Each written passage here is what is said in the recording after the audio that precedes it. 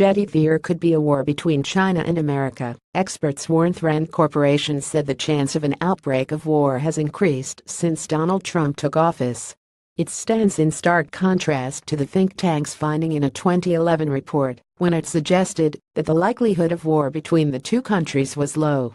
But tensions are growing on the Korean peninsula following Kim Jong-un's provocative missile tests. The report, entitled "Conflict with China Revisited," expresses concern over the fractured relationship between Taiwan, Japan and the South China Sea, as America could feel the brunt of it.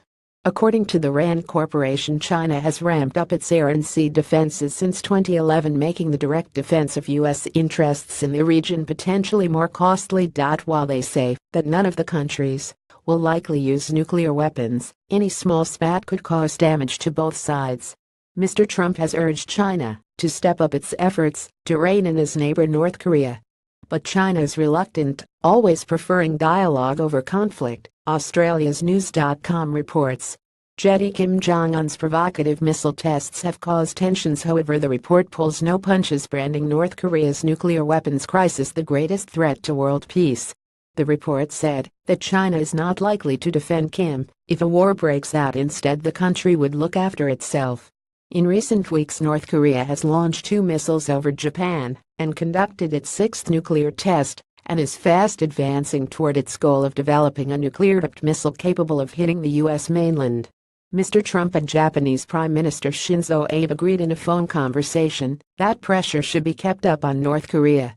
North Korea has launched 2 missiles over Japan and conducted its 6th nuclear test. 2 men also agreed that dialogue for the purpose of dialogue was meaningless. Kim continues to test the international community's patience.